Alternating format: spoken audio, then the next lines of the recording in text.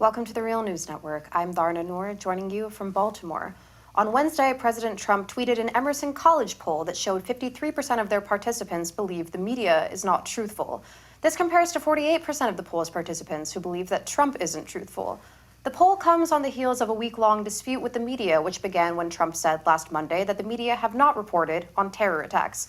Here's what he said. Radical Islamic terrorists are determined to strike our homeland, as they did on 9/11, as they did from Boston to Orlando to San Bernardino, and all across Europe. You've seen what happened in Paris and Nice. All over Europe, it's happening.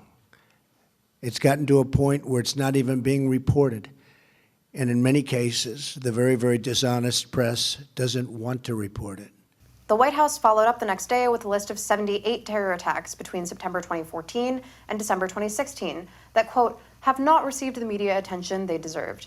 The list included many prominent attacks that were covered extensively, but omitted attacks committed by non-Muslims, such as a recent attack on a Quebec mosque, the 2016 shootings by Dylan Roof in South Carolina, and the 2012 attacks on a Sikh Gurdwara in Wisconsin. Here to talk more about this today is Beau Grosscup. Beau joins us from Chico, California. He's the author of several books, including The Newest Explosions of Terrorism, and more recently, Strategic Terror, The Politics and Ethics of Aerial Bombardment. Thanks so much for joining me today, Beau. You're very welcome, Dharna. Now, Trump is pointing out that just under half of this poll's participants don't trust him, while just over half don't trust the media.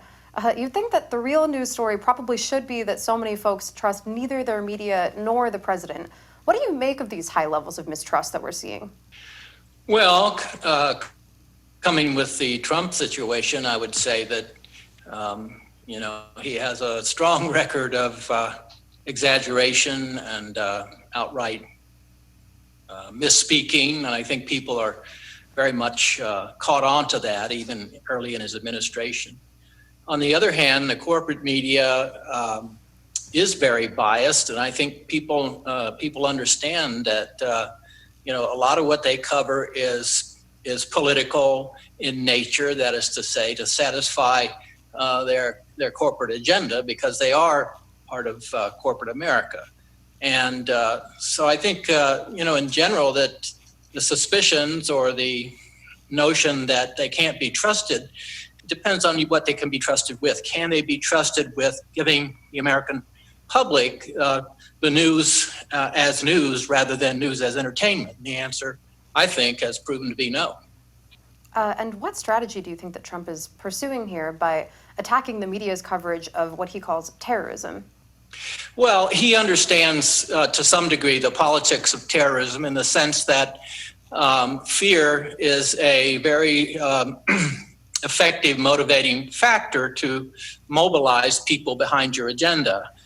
And politicians around the world know this. And so that's why, raising the terrorism issue, and of course, it's always terrorism of the other, meaning the other folks who are the enemy use terrorism. And of course, your own side does not. So, terrorism, this is nothing new. Terrorism has proven to be able to mobilize large numbers of people and populations behind an agenda that otherwise they probably wouldn't agree with. Right, and in your work, you've noted that the U.S. commits acts of terror too, which the Trump administration frequently doesn't acknowledge at all. So talk a bit about that. Well, this is where we get to the point of, his notion that the corporate media doesn't cover acts of terrorism. And of course, he's speaking about terrorism of the other, terrorism's enemies. And, of course, the corporate media has a reason to cover those acts, and they do. And they have scrambled all week since he made that statement to prove that, yes, indeed, they have covered acts of terrorism by others, particularly by the Muslim community or people allegedly associated with the Muslim community, while at the same time, Trump's not interested, as we know, in covering what is right-wing terrorism, particularly in the United States, domestic terrorism. So he is partially wrong because they have, I think, pretty effectively proven that they do cover terrorism of the other. He's right in the sense that the corporate media does not cover terrorism by the United States and its allies. In fact, that's the most politically incorrect thing you can do, is to associate the United States and its allies with the plague of modern day terrorism. You do that and you'll be out of a job. But there's a plethora of evidence to show that indeed the United States, through bombing, through ground forces, et cetera, by using its military, engages in terrorism, engages in acts that if anybody else was doing it, let's say Iran or China, why we would clearly say, oh, see, we told you they are responsible for the plague of terrorism. What's going on in Yemen, for example, the U.S. Saudi-backed war, killing civilians, bombing hospitals. These are acts of terrorism that somebody else we're doing, but since Saudi Arabia is our ally and we're supporting that ally, why we have all kinds of ways to excuse what in any other way would be considered terrorism, like the bombing of hospitals. Well, we have all kinds of ways, and the corporate media is complicit in this. They buy hook, line, and sinker the Pentagon's excuses and rationales for why this isn't terrorism. So it's interesting that the President Trump is both right and he's wrong at the same time. Yeah, and looking back domestically, the White House list omits any mention of non-quote-unquote Muslim terrorism. A New America study from 2015 shows that right-wing extremism is actually more likely to kill Americans than a Muslim terror attack. Yes, but I mean, the FBI has documented that for a couple of decades, that the biggest threat in the United States, terrorist threat in the United States, is domestic terrorism of the right. But of course, their list, when we talk about the FBI's list, their list starts with animal rights groups like PETA as the biggest terrorist group. So again, you can see the absolute political nature of the investigation, the research, and then obviously the reporting on who the terrorists are, both internationally and domestically. It's them, not us. Kellyanne Conway, who's become sort of a spokesperson of Trump administration fake news, recently referred to a non-existent Bowling Green massacre as evidence of poor reporting. Let's take a look at that. I bet there was very little coverage. I bet it's brand new information to people that President Obama had a 6-month ban on the Iraqi refugee program after 2 Iraqis came here to this country, were radicalized, and they were the masterminds behind the Bowling Green massacre. Most people don't know that because it didn't get covered. She later retracted her statement.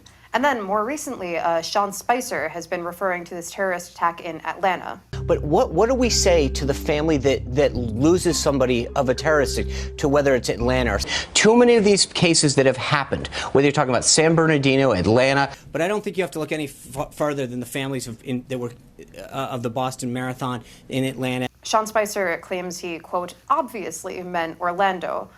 You've spoken about some of the impacts of these inaccuracies in the media coverage of the administration and of terrorism. You've spoken about how they're able to engender fear and therefore sort of that fear can beget sort of nationalism and an adherence to the Trump administration. Talk about how we've seen that in a measurable way and also how we can fight back. Well, in a measurable way, it can be seen just in terms of how people talk about terrorism. They talk about it and who the terrorists are. They talk about it in a very, very partial way, which is, they're the terrorists and we're not. When in fact, as I mentioned earlier, the scourge of terrorism, this dastardly deed that we all hopefully are interested in continuing, they basically ignore. So.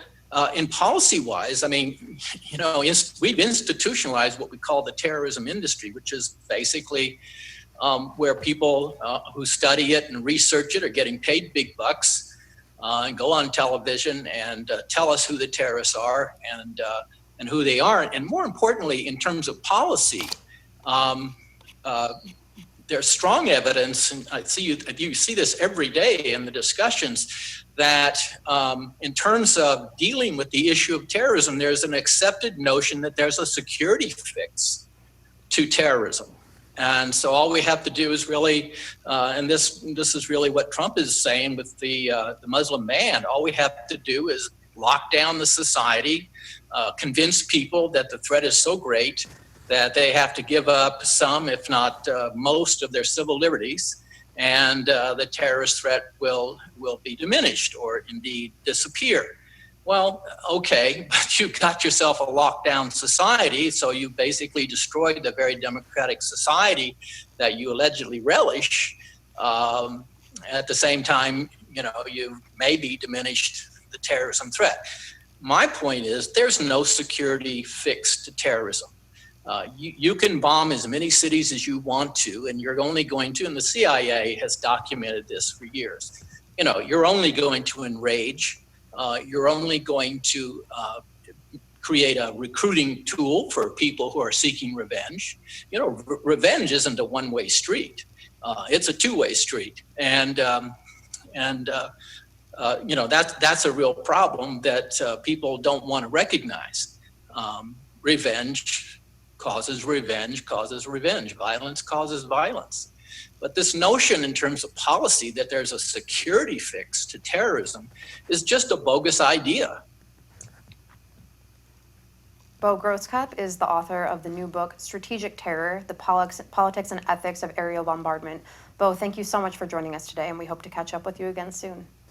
You're very welcome, Darna. Thank you very much. And thank you for joining us on the Real News Network.